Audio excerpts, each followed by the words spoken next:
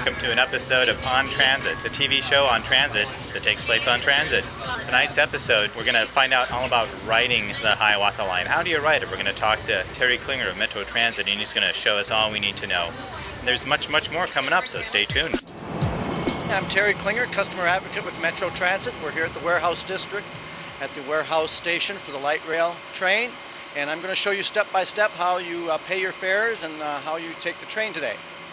First of all, you walk up to the TVM, which is the ticket machine. First thing you want to do is you want to press A, which will give you all the fares. It'll tell you what fares due at this time. We're non-rush hour, so it's $1.25.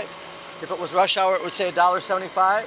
It's also got the senior youth and Medicare on there, persons with disabilities, downtown zone, go-to card, which will be available at the end of the year, which will be like a credit card, 6-hour or day pass, which is a pass that you use to come to a special event, or a pass you can get for all day so that you don't have to pay your bus fare on both ends, and express fare. You select which fare you're paying. We're going to do full local fare. It'll tell us amount due is $1.25. Put our change in there. Our dollar bill in this slot here. Takes just a second. It prints your ticket, and your ticket comes out the bottom here. Ticket and change both come out the bottom here. It gives you a light rail ticket. It's good for 2.5 hours, same as bus fare is good for. Tells you the date it was issued, where it was issued, when time it expires, date expires, and that you paid a full local fare. We have ticket takers on trains randomly who randomly check for fares. What you have to do is you have to show them your ticket or show them your pass if you've got a monthly pass, or if you've got a transfer from a bus. That's what you'll have to show the fare inspector. If you have a stored value card, you put that in the fare box on the bus, you ask for a transfer, and that is your proof of payment if you're transferring onto a train. To board the train, the doors may open if the operator is letting people off the train or sees people waiting. If not, you just press the blue button on the door, and the door will open for you. The reason all the doors don't open at every stop is basically for climate control.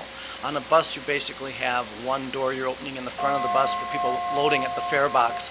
On a train, because you have doors on both sides, if all the doors always opened on a very hot day, we would not be able to keep the trains comfortable air condition wise.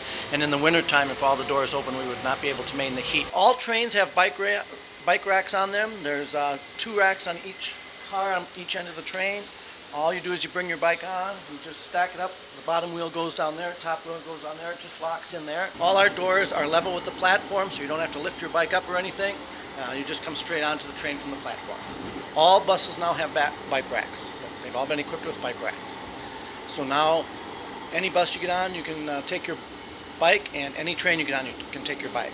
The day pass and the event pass was designed for people who are going to special events like the Metrodome or the Target Center, and the day pass was designed for tourists coming out of town, coming into the Mall of America and the airport, wanting to come downtown.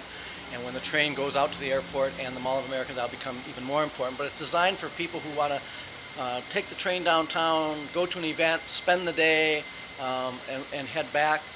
If you go down to the Metrodome, you want to buy your event pass where you get on the train, so at the end of the event you're not standing in a long line getting paying your fare. You will notice at the Warehouse District and at the Metrodome, and possibly later on, we may do it at the Mall of America, you'll see ticket booths. What they're there is they're designed for special events when we have a large influx of passengers, and what that's designed for is to speed up the selling of tickets for the train.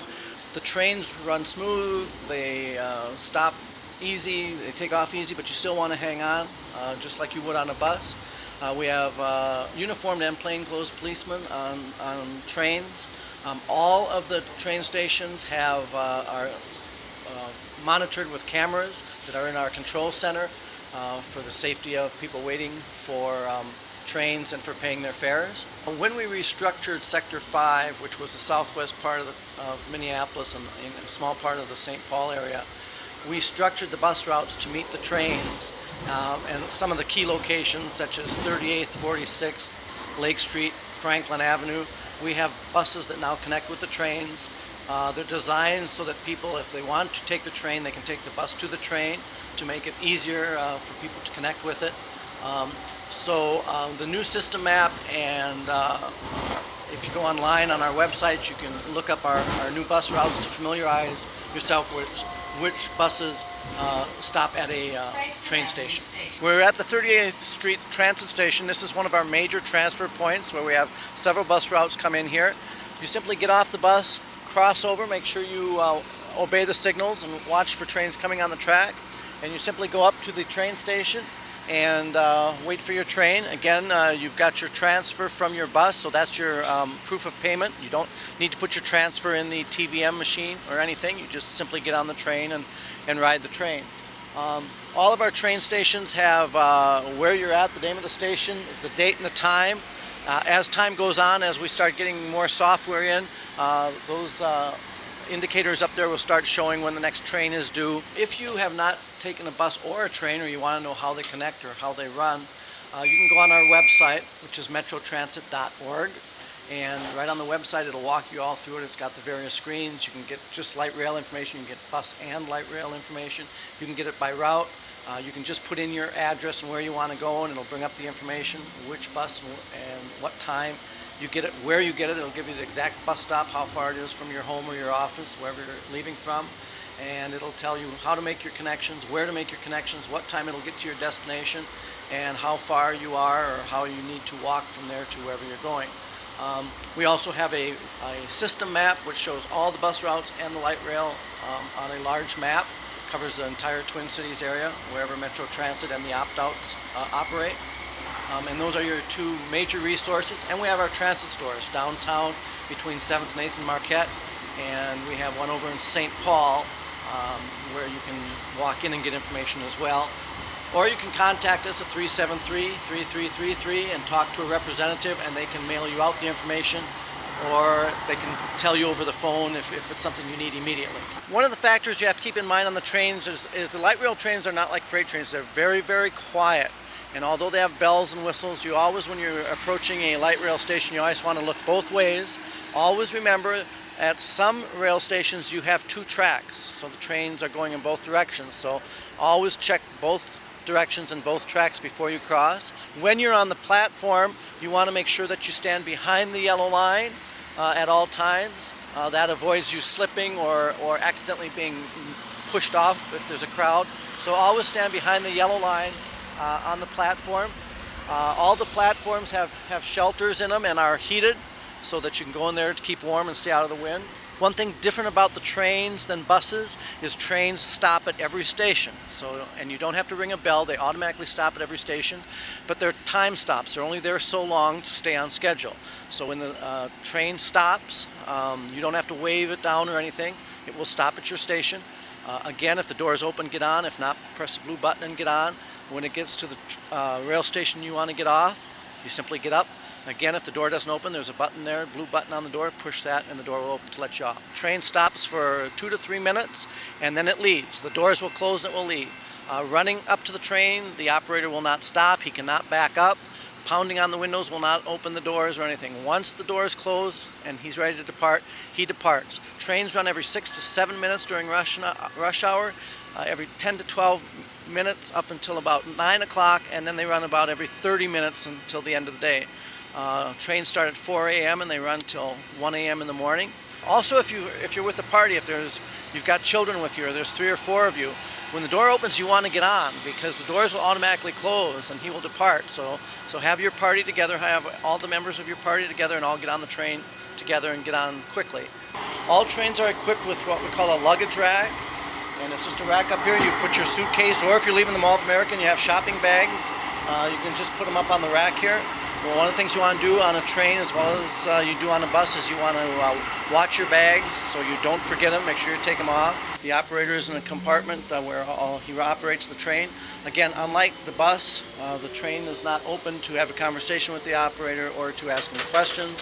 So in other words, when you get on the train, you want to pretty much have your questions already answered, either by calling 373-3333 or having information or literature, or having called before you start your trip. One of the very easy things about a train is it follows a distinct route.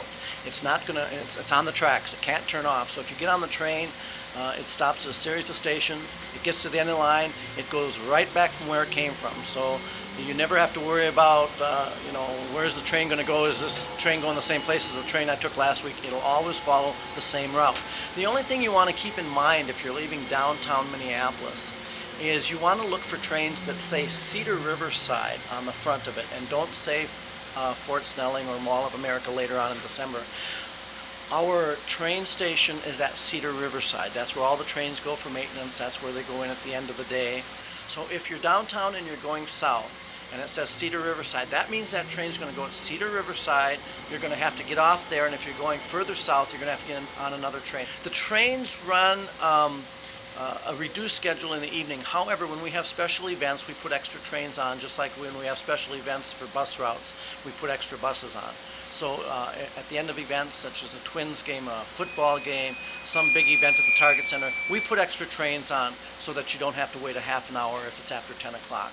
They're designed, we put extra trains on to get people to special events, and we put extra trains on to get them back home after special event. For our handicapped customers, there is wheelchair areas just like on the bus. However, on the wheelchair areas on the train, you do not have to lift up the seats. People do not have to move out of the seats so you can put your wheelchair.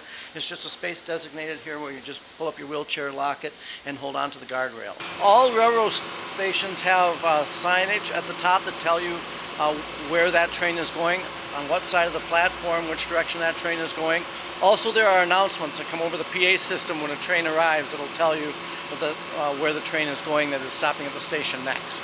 At the warehouse district, because it's the end of the line, trains come in and they go on both sides of the track. So both of those trains will be going south, but not necessarily at the same time. Normally what the operator does is the next train out, his doors will open. He'll have his doors, so if you push the button, you can open. So if you go up to a train at the warehouse district on one side and you push the button and the doors don't open, that means that train is not the next one to leave. Simply cross the platform to the other train and that train will be boarding. You can look for the information sign at each light rail station.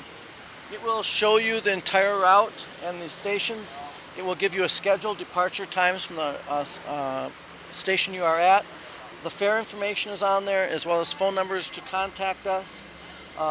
It will show you the area you're at. As a customer advocate for Metro Transit, I invite you to take the Hiawatha Line, our new light rail. Give it a try. It's smooth, it's comfortable, it's something different, something unique. Many of you have never been on trains or haven't been on trains since you were a little kid, so give it a ride. It's fast, it's convenient, and welcome to the Hiawatha Line. Thank you. Public transit and public access, and that's on transit.